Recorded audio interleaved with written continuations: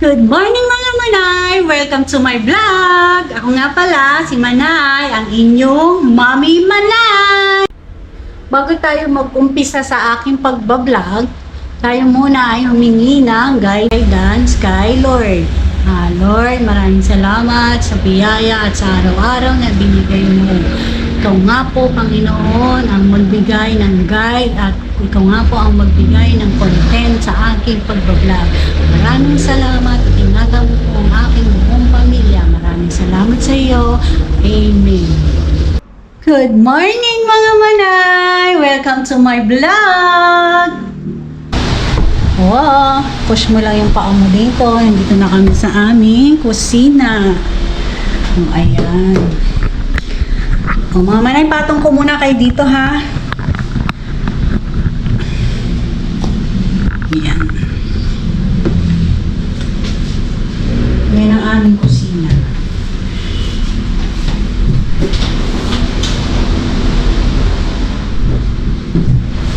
Ginawa ko lang yung nilaga.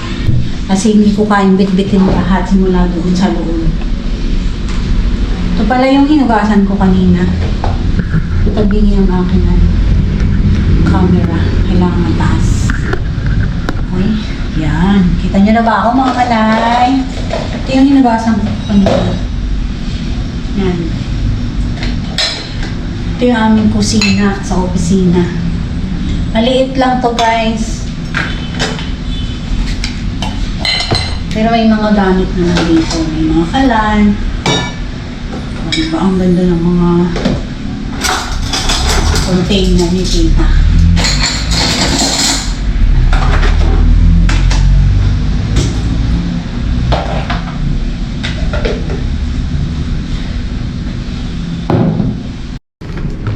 Ayan. Luluto muna tayo ng mga ulamin natin. Meron tayo dito binataang santol. Ayan, iinit lang natin yan. Tapos may nilaga tayo doon. Tapos meron pa ako natitirang meatloaf. Lutuin na natin to kasi guys, Manay, baka masira, nasayang naman. So pwede pa siya. Ayan, open natin pala. Meron nga pala ako ditong mini fan. O diba? Saan ka pa? O. Portable yan kahit saan mo lang yan. O, ganyan. Pwede din ganyan. Lagay natin dyan. Naririnig nyo ba ako mga Manay? Yan. Lutuin mo na. Kasi mamaya meron tayong bisita. Dito daw siyang maglalunch. Matigas na ata. Matigas na ata ito. Pero pwede pa to kasi ito yung breakfast namin kahapon.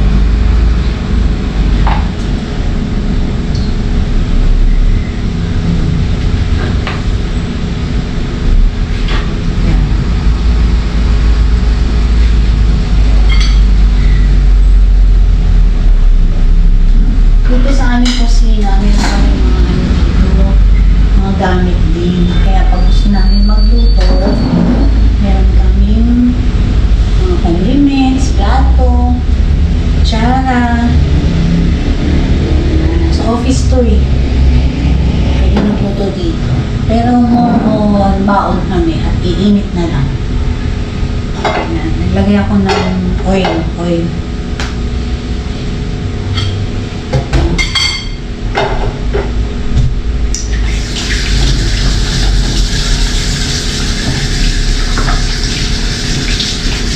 Pala yung pumapasok dito sa opisina. 8 to 6. Ito na sasabihin kung saan yan. Para medyo sekreto kung saan tayo pumapasok. So, naiwan yung dalawang bata sa bahay. May anak ako. Si Kuya Justin at si Aaron, ang aking bunso. Si Kuya is college na siya. Wala pa siyang pasok ngayon kaya siya ang nag-aasikaso kay Ethan. Ayan, ang aking baby Ethan, baby ko yun.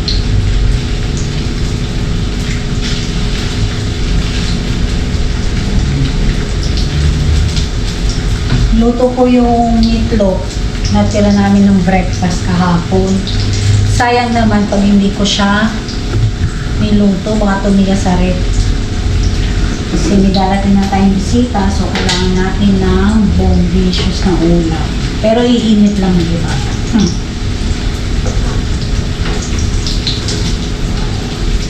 Ayan, guys. Mabilis lang ito maluto. So, 11:48 na. At nahatid na daw ni Kuya, si Ethan. Papasok na siya sa school. So, dalawang lalaki yung aking anak. Si Papa nag-work. Siya yung aking Manoy. Siya si Manoy. Pero tatawagin mo na lang siguro siyang Josawa. Nakita ko lang yun kay kay Amy at ang tawag niya sa kanyang asawa ay Josawa. Mahilig din akong manood ng vlog. Pag wala akong ginagawa. Kasi hindi ako mahilig mga kapitbahay. Mahilig lang ako manood ng vlog. Mahilig ako manood ng TV. Yan. Sabi ko, bakit hindi ko gawin yung ginawa nila? Try lang ba, mga manay? Subukan, di ba? Wala namang mawawala. Pag di sinubukan, hindi malalaman. So, yun na nga ito. Ito na nga, nag-vlog ako mali. So, nag-umpisa pa lang. So, pasensyahan nyo na kung ano man yung makikita nyo at kung ano yung maririnig nyo. So, open naman ako sa mga magiging comment nyo, magiging suggestion kung anong dapat natin gawin, kung anong iba-vlog ko. Kasi wala pa nga akong idea kung anong gagawin ko, diba? So, yan, kahit sa pagsasalita, hindi ko kung anong sasabihin. So, ito yung daily routine ko. Papasok ko dito sa office. One time, di ba vlog ko yung bago ko pumasok sa office para makita niyo. Pero hindi ko na i-vlog kung saan ako nag-over. Ayan. So, mamimidyo din yung mga tsunakis ko, yung aking kuya, aking baby Ethan. Ayan. Malaki na siya pero baby Ethan tawag ko din. Ethan ko ang tawag ko din. So, Ethan ko. Siya ay 13 years old na. So, madali lang na maluto itong maling. So, una natin patagalin pa. Sayang din sa apoy para makatindi. So, diba? Titingnan. Pag may mga tira kayong ulam, lutuin nyo na agad para hindi masira. Kasi ngayon, mahal ang bilihin. Kailangan natin medyo mag-budget. Bawal magsayang. Alam nyo na, mahirap kitain ng pera. Tayo may pinapaaral. So, ayan o. Sayang manay. Nakaluto na ako ng maling. Shout out pala sa nanay ko na nasa Nueva Ecija. One time, punta tayo doon sa kanila. Para ma-meet mo at saka makita niyo yung lumang bahay namin. Maglilis tayo ng oil kasi marami oil. So, i-use natin siya. Nasa may aking asa.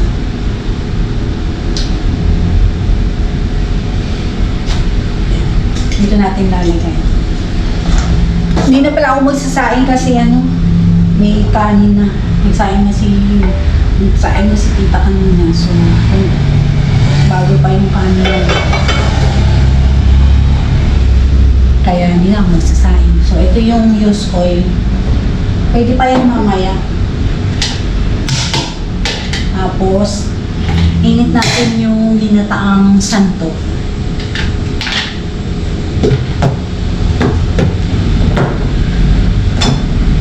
Ay, palaman po. sorry. Ito pala siya. Ito pala yung nabili lang sa sa suki. Dalawa to eh. Dalawa yung binili kasi 150. So, ang isa, 75 each tub. Masarap siya. Ito nga yung ulam namin kahapon eh. Sarap, promise. Mahali ako eh. Tapos, init natin. Mga mata lang sa ito. Pero mas masarap kasi umisili siya. Umisili. Ay! Ayan na.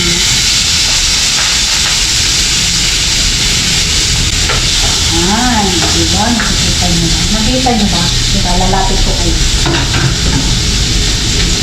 O, ayan. Kita nyo? Kita nyo ba? Medyo magalaw yung ating. Hindi pa nyo.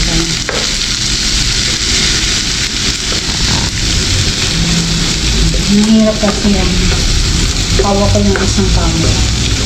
Yung isang kamay.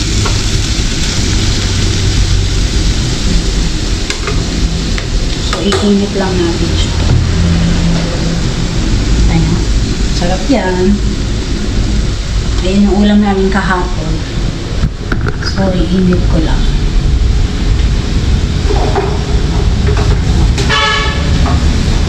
Marunong magluto nito si nanay. Nagluluto nito si nanay. Kaya lang hindi siya nagluluto. So, bumili lang kami nito. Yun nga sabi ko sa inyo, dalawang tub to, 150 pero 75 each. Ulam na namin to kahapon. Hindi, 80 pesos isa. Pag dalawa kasi. May mali pa nga. 80 pesos per tub. So, dalawa daw. So, suki naman siya ni tita. Nakabili kami ng 150 na lang. So, discount. May mga bagay na dapat hindi tayo naghingi ng discount. Kasi yung iba, hingi lang ng discount. Pero, konti lang kasing kinikita nila dun. Yan. May mga bagay na, yun nga, nasabi ko nga, may mga bagay na dapat hindi na tayo nang hihingi ng discount. Kasi yung mga nagtitinda, lalo na yung mga ganito, homemade, magkano lang naman yung tubo nila doon? Maliit lang.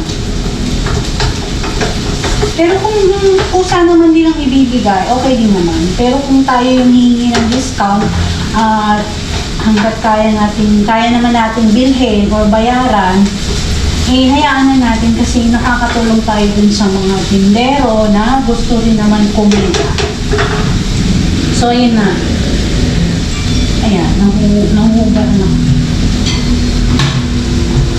Ito yung pinaglagyan mo kanina. Baka ko na malagyan niya tayo kung walang pabo pa. Kung nakaamoy mo, ay, ako lang nakakaamoy. At masarap.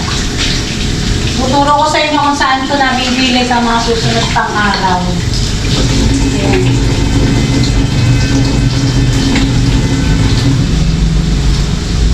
Ang vlog ko ngayon ay hindi ko alam kung paano sisimulan. So ito na nga lang yung daily routine natin. Yan.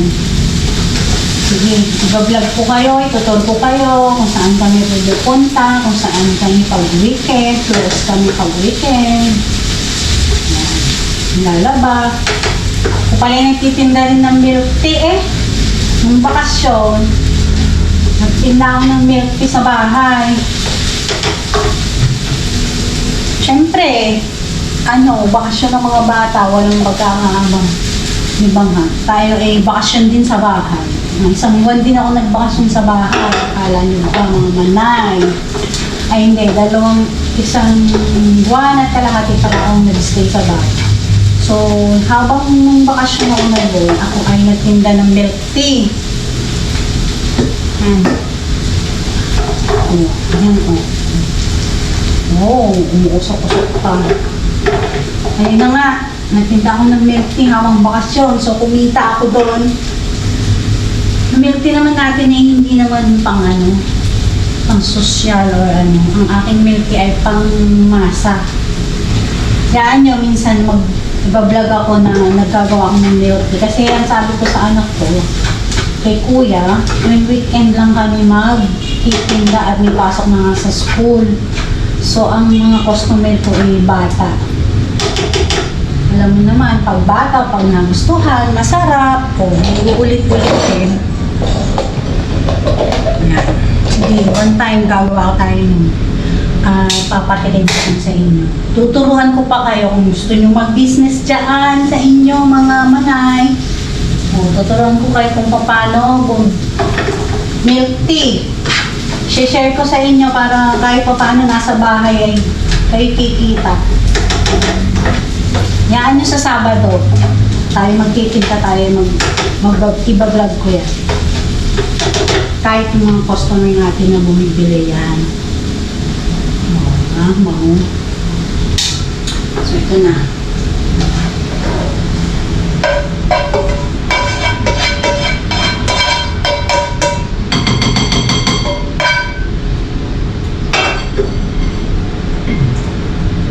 Yan, dadating yung aking Diyosawa. So, ito na yung pinataang santol, maling, tapos meron tayong sabaw.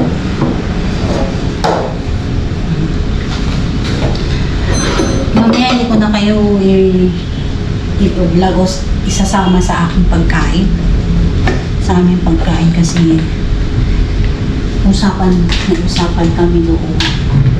Na, syempre, hindi naman pwede lahat. I-share natin sa vlog natin. Di ba, may mga privacy naman tayo. Ito, inuratan ko para sa sabaw. May oven dito, ay microwave oven. Ngayon ko na lang sa kalan. Kasi sayang sa kuryente.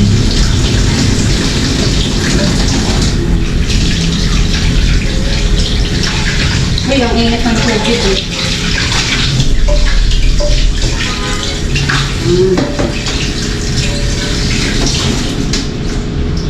Naging tayo sa bawal. Ayan. So, ayun na nga. Na-share ko sa inyo na pag weekend, ako'y nagmi-milk tea. Nagtitinda ako ng milk tea kasi pang-dagdag baon din. So, lahat gagawin natin para magkaroon tayo ng extra income. Kasi kahit tayo ay may work na, ang ating mga bayarin, mga bills ay naandyan lang. Maganda kasi yung hindi tayo na sa mga bayarin, dapat tayo updated din para masaya ang buhay. Kaya tayo gagawa ng extra income para tayo ay maging masaya. Yan. Nasaan ko muna po? Init ng tubig. Mainit na kasi di na umuulan. Naglaba ako kagabi, buti na lang. Sana matuloy. Sa bahay yun. Dito hindi kami naglalaba. Ano lang kami dito sa opisina. Luluto. Lugas plato. Dito na kayo muna itutur sa loob kasi dito lang tayo. Hanggang kusina lang muna tayo dito sa opisina. Kasi bawal doon sa opisina. Habang tayo ay nagluluto, yung mga kalat-kalat, unti-unti yung ating ugasan. Kasi ayokong maraming kalat kahit sa bahay. Napapagamitan ko ang aking mga anak. Kasi bata pa lang dapat tinuturuan na sila. Ano naririnig mo? Naririnig nyo ba? So, alam kung malakas o mahina yung sounds ko. Ano naririnig mo na lang. Mamaya lalakasan na lang natin yung audio ko.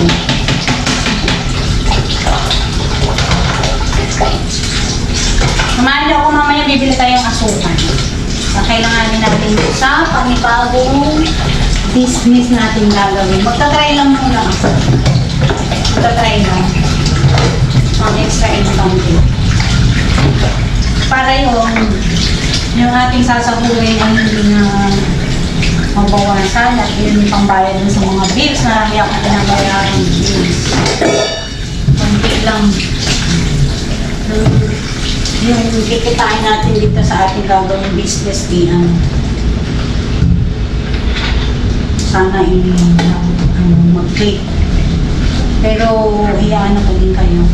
Samahan niyo rin ako umpisa hanggang sa mag-grow o ma-bless ni Lord yung business na ating here o gagawin.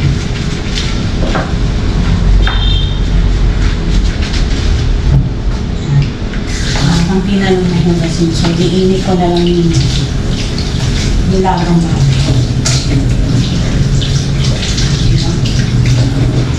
Ayaw ko din sa maraming tambak na hugasin. Ito yung hugasan ko.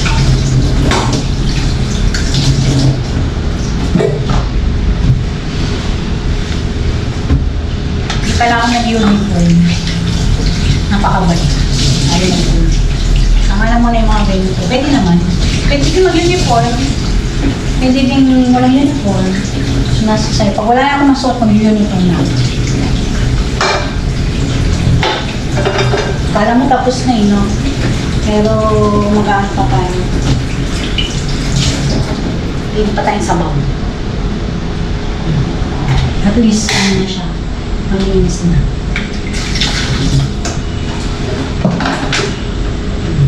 Maliit lang itong kusina, so kailangan natin maximize natin yung space. Ano yan? Maroon na tayong pantalon ko. So, yan. Manda ng mga container. Mga colorful. Pwede ito init sa microwave eh. Kaya lang, konti lang naman masabaw. Dito lang tayo sa kalan. Mas masarap yung mainit sa kalan. Kada pagdating ng ating asawa eh, kain na.